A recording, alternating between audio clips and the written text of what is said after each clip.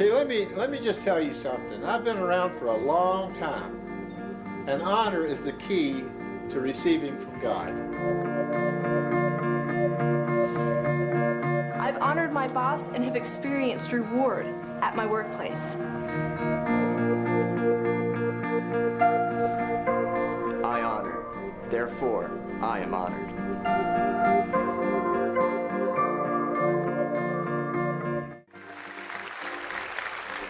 Uau! Vocês devem ser o grupo mais barulhento para quem eu já preguei, sabem? Vocês são demais. Bem, aqui estamos em Colorado Springs, nos preparando para a sessão número 7, honrando os líderes da igreja. Estão prontos? Vamos sentar e entrar na palavra. Amém. Deixa eu dizer isso. Eu só quero alertar vocês, essa será uma sessão muito profunda. Nas outras sessões ficamos muito empolgados, mas nesta sessão eu vou falar algumas histórias bem profundas. E sabe, às vezes eu acho que isso é bom porque quantos sabem que é bom ter uma sobriedade sobre a sua vida às vezes, sabe? Deixa eu colocar assim, eu descobri um dia no livro de Gálatas que Paulo fez uma declaração, ele disse que a forma de apresentar toda pessoa perfeita em Cristo era exortando e ensinando, repita, exortando e ensinando. Agora, amamos ensinos. Amamos o ensino, não é? Certo? Às vezes não gostamos de exortações. Quando garoto, o ensino do meu pai não me incomodava. Mas eu lembro que quando a bola corria para o meio da rua e eu ia pegar, o meu pai fazia: "Filho, pare!" E eu ficava, sabe, quase chorando. Mas o seu alerta salvou minha vida. Ok? Então, às vezes temos que ouvir coisas bem sóbrias que vão nos alertar para que não entremos no caminho da destruição. Certo? E a Bíblia é muito clara sobre isso o tempo todo. Então, ouviremos coisas hoje que nos farão refletir, certo? Certo, abram suas Bíblias em Hebreus capítulo 13 e você pode colocar um marcador em Salmos 92. Agora, temos que nos lembrar que o reino de Deus é o quê? É um reino. É só isso, um reino. O que isso quer dizer? A hierarquia, a ordem e a autoridade, correto? Então, dentro da igreja haverá um ponto de autoridade e uma ordem de hierarquia. E esse é um bom lugar para dizer amém. Ao honrar um líder da igreja, estamos honrando a Jesus. Isso é claramente o que Mateus capítulo 10 diz.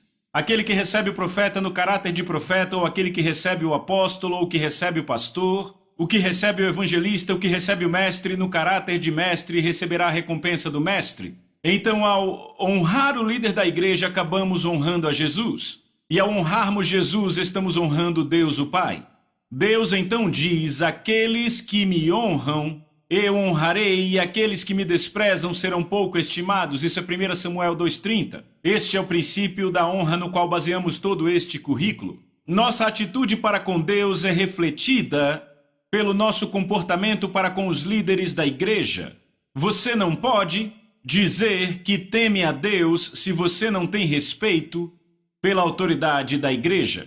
Eu nunca esqueço, eu estava pregando na parte sul dos Estados Unidos, estava no encontro, preguei sobre ofensa, ser livre da ofensa, e eu lembro de fazer um chamado. Eu disse: todos aqueles que estão ofendidos, por favor, levantem-se. Tipo, 70% do lugar se levantou, foi um chamado massivo. E eu lembro de olhar para todas aquelas pessoas, e havia um jovem em particular que me chamou a atenção. Ele parecia muito duro, mas eu pude ver no meio da dureza que Deus realmente estava fazendo algo nele. E eu lembro que eu disse: jovem, você pode subir na plataforma. E enquanto ele subia, eu fui ministrar a ele, mas pude ver com a minha visão periférica que outra pessoa veio à plataforma logo depois que ele veio. Então eu me virei e lá vinha aquele cara com um rabo de cavalo, e ele tinha o corpo cheio de tatuagens, usava uma roupa de couro sem mais nada por baixo. Ele usava jeans, ele tinha uma barba e ele usava brincos. E sabe, ele tinha uma aparência bem diferente. E eu me lembro de pensar: mas por que ele subiu aqui? E logo eu olhei para aquele outro jovem e ele ficou tenso, rígido. E de repente eu percebi que aquele homem estava atrapalhando o jovem de receber de Deus. Então eu me virei para o homem e disse: você poderia descer, por favor, e esperar com os outros ali? E ele: não! Eu fiquei chocado. Eu pensei: Senhor... Eu me recuperei e disse: por favor, eu preciso ministrar esse jovem, desça. e fique lá com o resto das pessoas. Ele, não! E ele olhava para mim tipo, quer brigar? E eu fiquei ali pensando, por que os diáconos não fazem nada? Então, quando eu percebi que não ia ter ajuda dos diáconos, comecei a perguntar, Espírito Santo, e aí, o que eu faço? E então, de repente, uma informação veio até mim como uma palavra de conhecimento, e eu sabia que aquele homem era o pai daquele garoto. Então eu olhei para ele e disse, este é o seu filho, não é? E ele, sim, é. Eu disse, se você quer que seu filho seja ministrado por Deus, você vai precisar descer dessa plataforma. E quando eu disse isso, ele imediatamente desceu, mas ainda olhava para mim e mostrava os dentes assim. Quando o homem desceu e o garoto viu a forma como eu o protegi, o garoto se abriu de novo, eu ministrei a ele e ele chorava como um bebê. E eu lembro que o resto do culto foi muito poderoso. Bem, depois do culto, eu procurei aquele homem, fui até ele e disse, eu quero falar com você. Então o homem, eu e o pastor fomos ao gabinete do pastor e eu lembro que aquele homem sentado ali, ele estava claramente irado comigo. E eu pensei, eu não vou recuar com esse cara. Eu disse, veja, porque deixa eu dizer o que ele me disse quando disse, não, eu não vou descer. Estávamos na plataforma e 2 vezes na plataforma ele olhou e disse, não, eu temo a Deus, não temo homens. 2 vezes ele me disse isso. Então no gabinete do pastor eu olhei para aquele homem e disse, Senhor, você disse que temia a Deus e não temia a homem, mas eu te digo, você teme a um Deus diferente daquele que está sentado no trono no céu. Eu disse, porque Deus que está sentado no trono no céu disse, se vocês me temem e me honram, então honrarão meus servos. E eu disse a ele, você claramente me desrespeitou e desconsiderou o que eu te disse hoje. Então não me diga que você teme a Deus, porque não dá para temer a Deus e não temer os representantes dele. Rapaz, ele ficou irado, ele mudava de cor. Mas eu não recuei, eu achava que em algum ponto ele ia pular e me atacar, estou falando sério. Bem, acontece que aquele cara era membro de uma gangue de motociclistas na parte sul dos Estados Unidos. E ele era bem conhecido na cidade, muitas pessoas conheciam aquela gangue e a temiam. E eu não recuei. E finalmente, sabe, eu continuei mergulhando, o Senhor ia me dando as coisas e eu ia mergulhando. E o que acontece é que o pai daquele homem realmente tinha machucado ele. E como resultado, uma vez que entramos nesta área, ele pôde orar e perdoar seu pai. O homem começou a se quebrar e chorar, e sabe o que é estranho? É que aquele homem acabou me amando e dizendo, rapaz, eu te amo, muito obrigado. Agora, o meu ponto aqui é que temos este homem dizendo que teme a Deus, mas na verdade não temia. Então, este é um caso extremo, repita, um caso extremo, de alguém que não teme a Deus, embora diga que teme a Deus porque não respeita a autoridade que Deus colocou sobre ele. Este exemplo que eu dei é um caso extremo. No entanto, a raiz dessa atitude é mais predominante entre os crentes do que pensamos. A desonra deste homem era evidente, ele não estava escondendo nada e isso tornou mais fácil alcançá-lo, entendem? Uma atitude evidente torna mais fácil. No entanto, muitos outros estão no mesmo barco, mas mostram sua desonra de forma diferente. Por medo de serem rotulados como grosseiros ou indisciplinados como aquele homem, eles se mascaram com uma aparência de cooperadores e falam como se concordassem, mas carregam a desonra dentro de si. Ela se manifesta externamente de formas mais sutis. Se manifesta externamente pela forma como respondem às ofertas. Talvez a uma mudança de direção ou às várias solicitações feitas pela liderança. Deixa eu dar um exemplo. Digamos que um líder se levanta e diz, porque já fazem 20 anos que vou a igrejas, já fui a mais de 1000. Digamos que o pastor se levanta e diz, sabem, teremos um culto especial de adoração sexta-noite. Bem, isso não acontece nessa igreja, mas em muitas igrejas. Sabe o que acontece quando tem algo assim? Talvez só 5% da igreja, 10% vai para este culto. Porque é interessante que algumas igrejas têm milhares de membros, fazem de 2 a 4 cultos por domingo e praticamente lotam em todos eles, mas nesse culto de adoração só virão algumas centenas. E quanto ao resto deles? Como não estão lá? Digamos que o pastor diga, teremos um culto especial de oração toda segunda à noite de outubro. Talvez ele só veja 5% da igreja vindo. Agora, por que isso acontece? Porque não há consideração pela autoridade do pastor, não há honra pela palavra do pastor. E você pode dizer, John, você está exagerando um pouco. Eu acho que não. Porque deixa eu dar outro exemplo. Suponha que o pastor se levante e fale nessa congregação e ele tem 4.000 membros nela. e todo domingo de manhã tem 2 cultos, com 2.000 em cada culto, e ele olha para a igreja e diz, sabe, nas próximas 4 segundas, em outubro, teremos um culto de oração especial pela cidade, e sabe o que eu vou fazer no final do 4º encontro de oração do mês de outubro?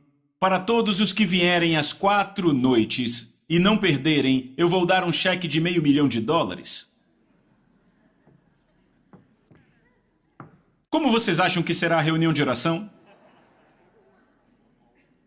Não haveria lugar e as pessoas convidariam seus amigos. Estão comigo? Agora, sabe o que é interessante?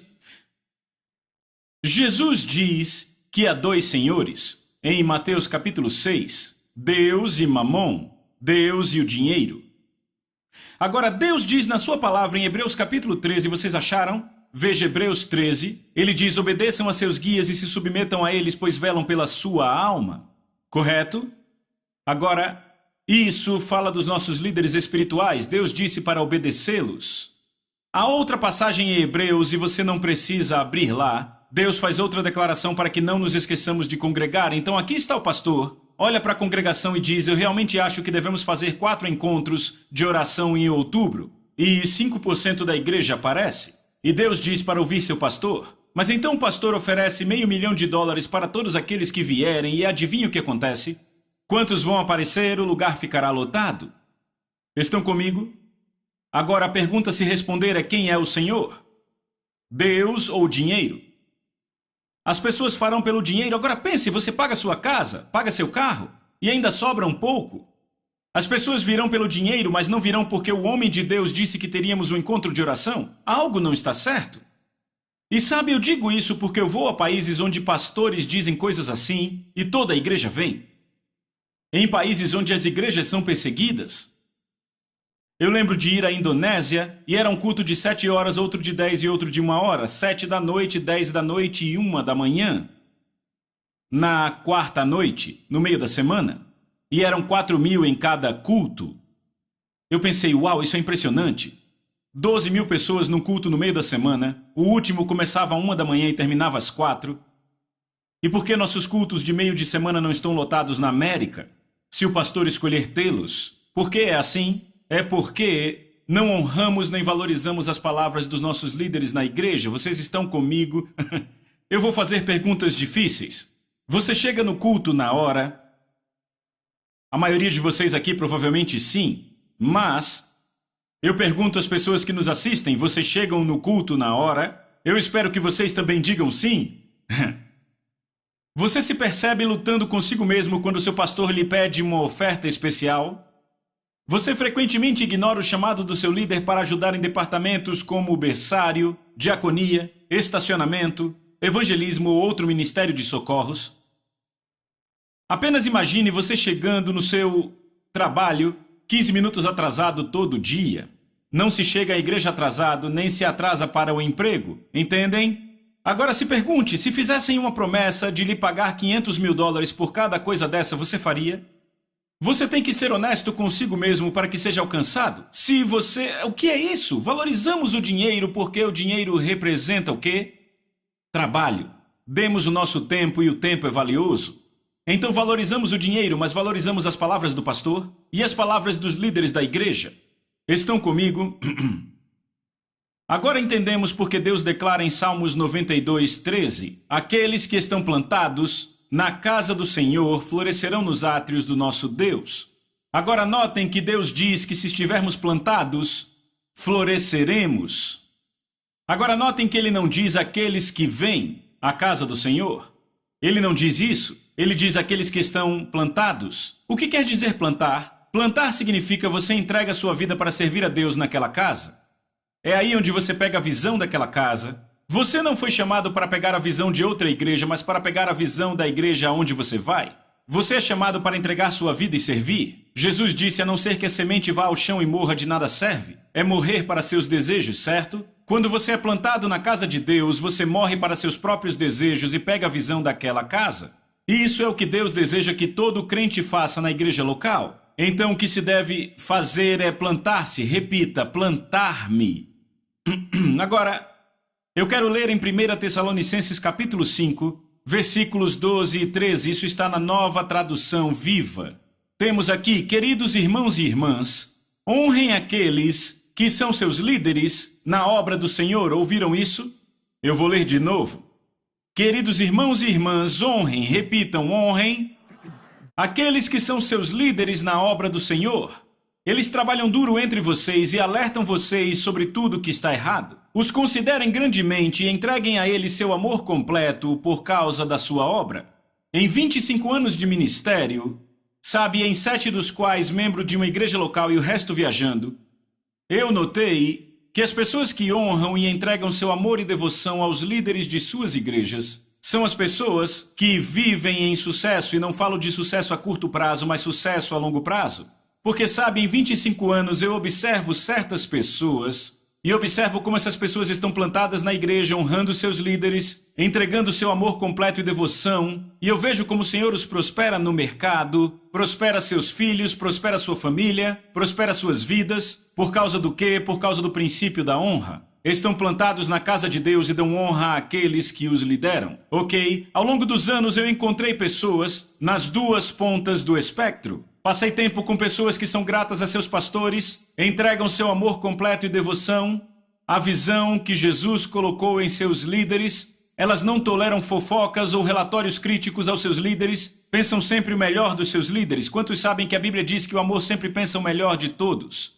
Então, aqueles que se veem tão bons ou até melhores que seus pastores, eles acham que fariam um trabalho melhor que seu pastor. Na verdade, acham que seu pastor pegou esse cargo porque não conseguia nada melhor no mercado, ou pensam, quer saber, se eu estivesse nessa posição, faria um trabalho melhor. Eu posso dar tantos exemplos daqueles que não valorizam e até desonram seus líderes, e nós vamos considerar o lado positivo do espectro daqui a pouco, mas eu quero contar algo que claramente demonstra o que acontece quando você desonra sua autoridade na igreja. Há um pastor que é um grande amigo meu e tem uma igreja muito, muito grande. Ele ministra a milhares em sua igreja e é um líder respeitado no país e também mundialmente. E o que aconteceu foi que há anos atrás, e eu estou falando de muitos anos, talvez 20 anos atrás, houve um jovem que foi à sua casa e esse jovem era pastor de outra igreja denominacional.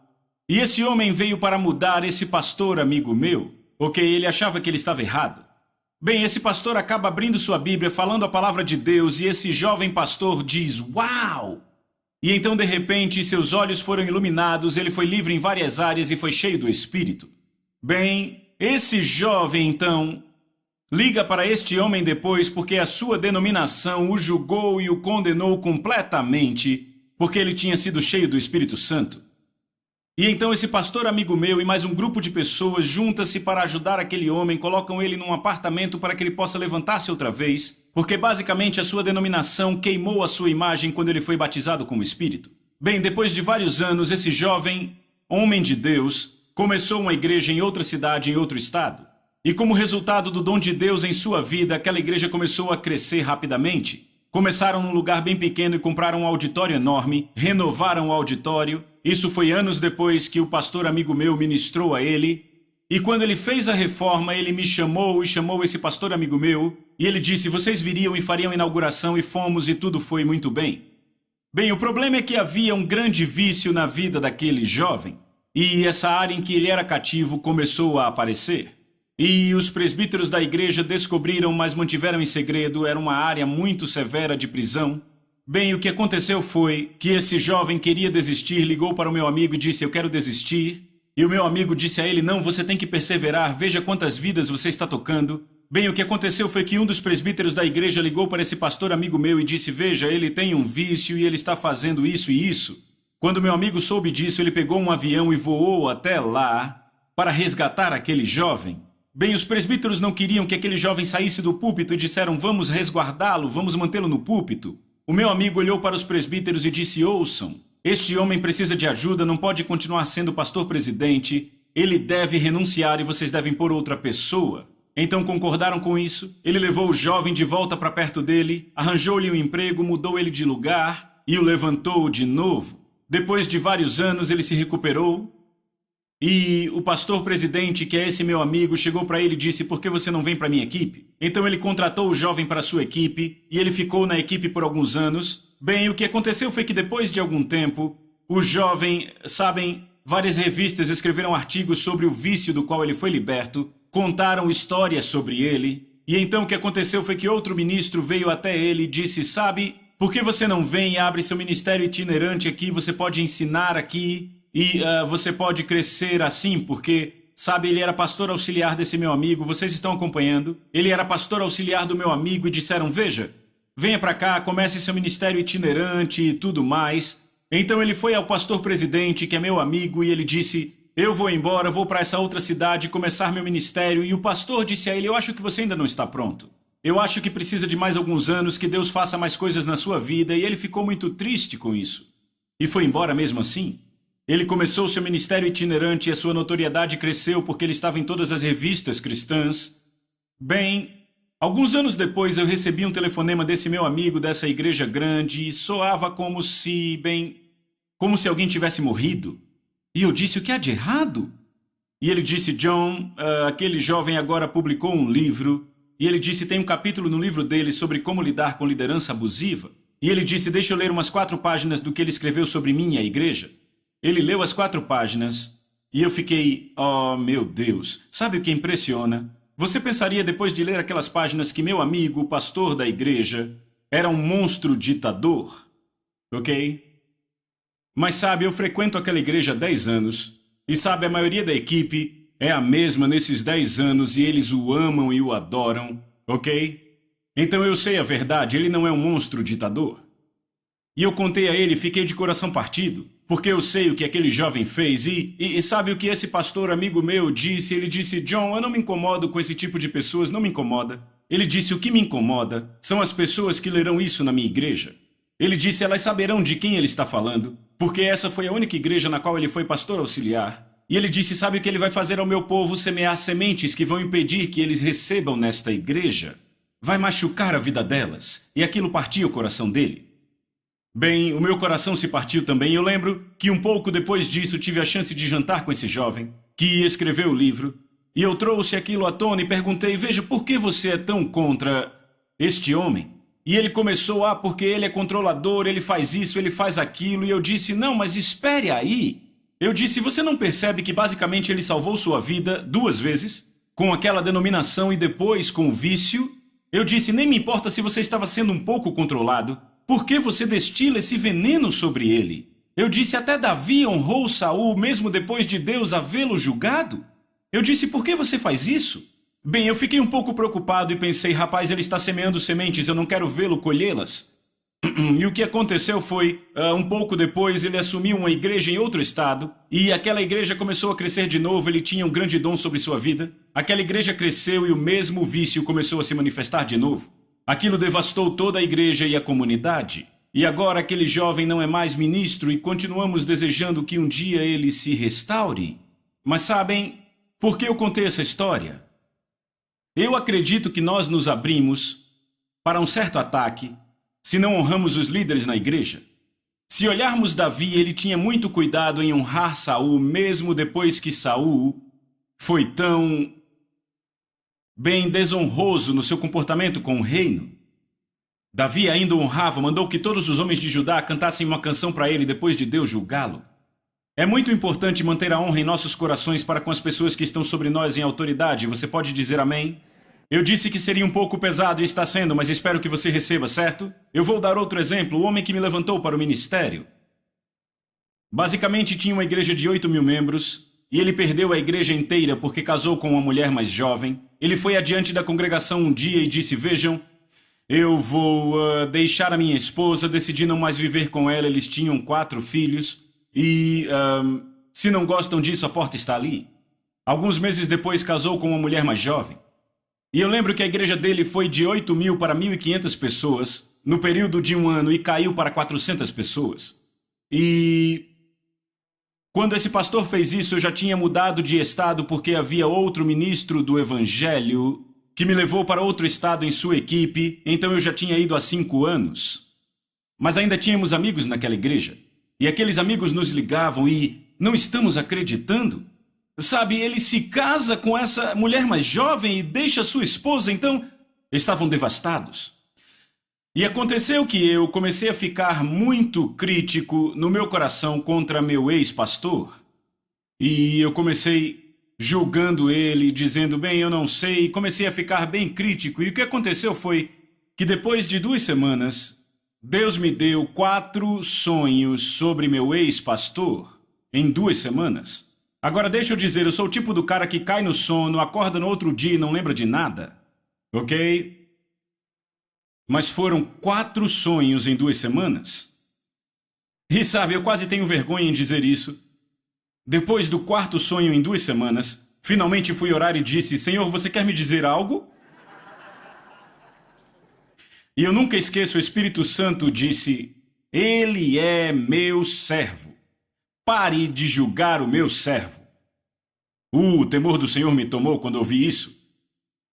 E imediatamente eu me arrependi. E eu lembro de escrever uma carta para ele. Eu escrevi uma carta ao meu ex-pastor e disse, sabe, Deus me mostrou que eu tenho te julgado, te criticado pelos motivos que levaram você a se divorciar, deixar a sua esposa e isso me devastou, eu sei, eu estava errado, você me perdoa, você me deu a chance quando ninguém acreditava em mim, você me ajudou a crescer e chegar onde estou, me ensinou a palavra de Deus, por favor me perdoe, e comecei a honrá-lo naquela carta.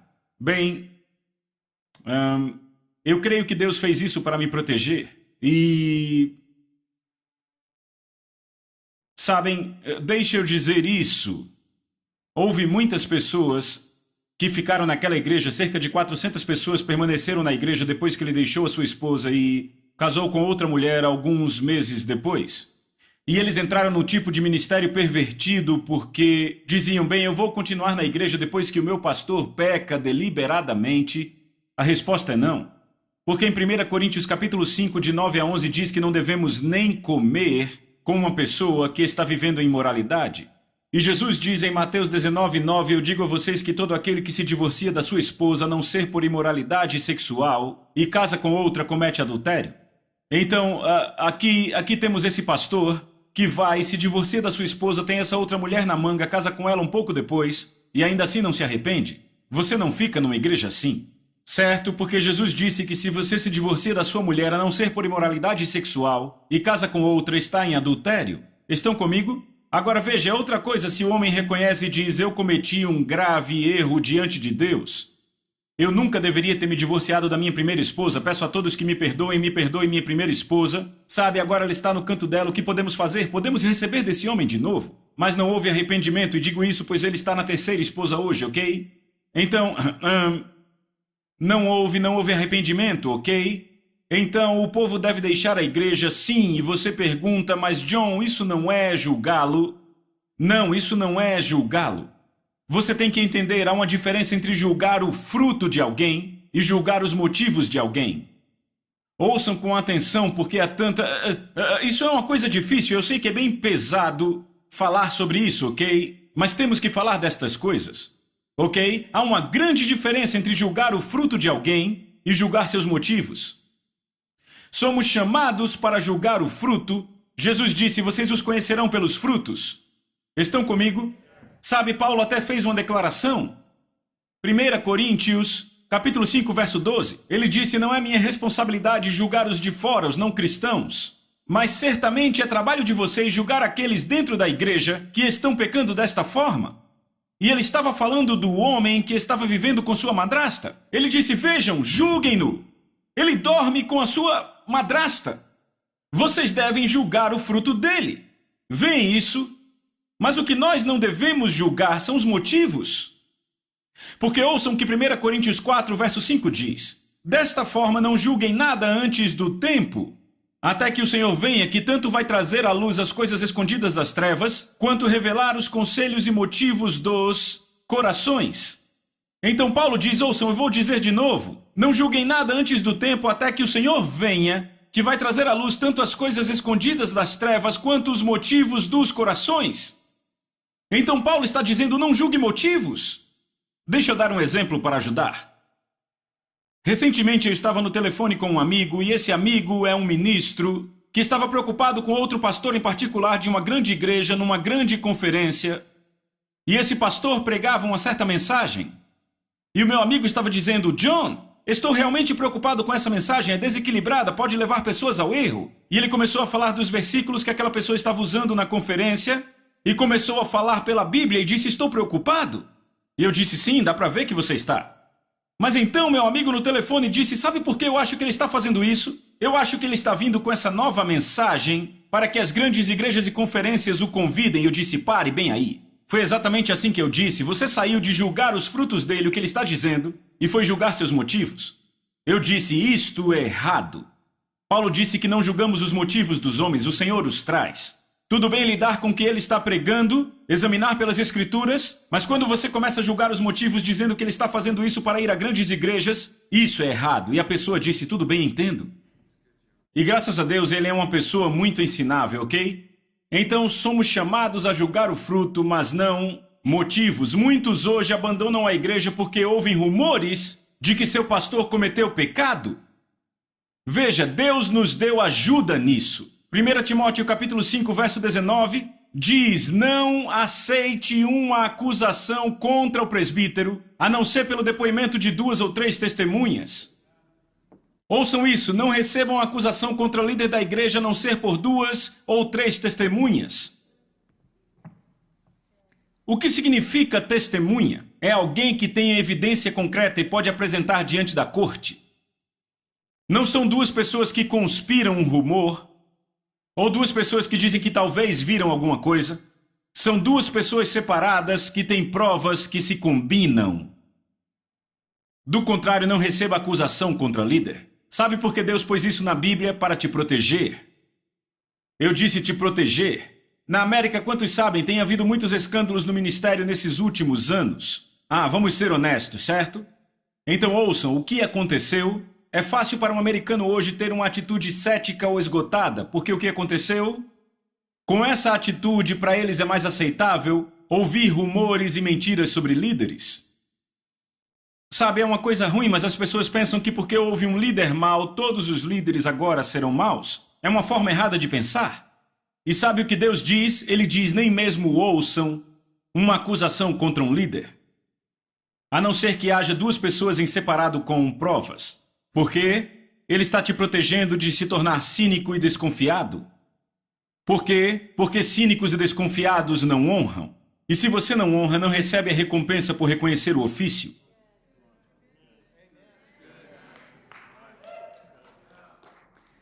É um bom lugar para aplaudir.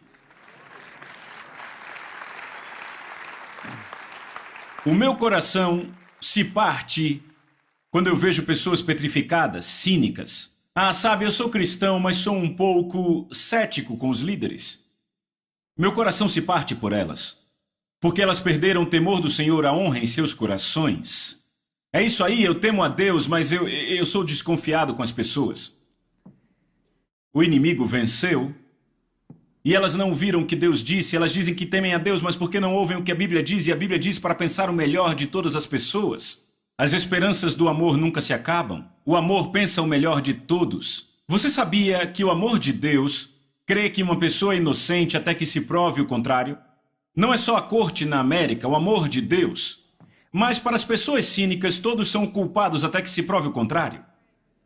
E então o líder tem que provar algo para essas pessoas, quando a Bíblia diz para entregar todo o coração e devoção. Então, a não ser que você ouça prova concreta, não acredite, eu tenho um modo de agir. E é por isso que depois de 20, quase 25 anos de ministério, eu ainda sou apaixonado e fervoroso. As pessoas me dizem isso. Eu estive numa igreja essa semana com 17 mil membros e me disseram: nós amamos a paixão que você tem. Sabe, você corre e prega como um selvagem. Eu sempre vou ser assim, e eu digo, eu acredito que esta forma, essa regra que eu tenho é que tem me protegido de perder minha paixão, e é a seguinte: é uma regra pessoal que, a não ser que eu tenha prova absoluta de 2 pessoas diferentes, eu não vou nem ouvir, nem perder tempo com uma declaração negativa sobre um líder de igreja. Eu vou descartar completamente, porque a Bíblia me diz para fazer isso. E sabe o que isso faz? Isso mantém a minha honra pelos líderes da igreja e por isso recebo a recompensa por reconhecer esses líderes. Por isso que Paulo disse, deem a eles todo o seu coração e devoção. Não sua devoção e amor exteriores, seu coração inteiro e devoção. Vamos falar sobre a forma exata de honrá-los na próxima sessão. Eu sei que essa foi pesada, mas vocês receberam algo? Certo? Vejo vocês na próxima. Certo? Vocês são ótimos.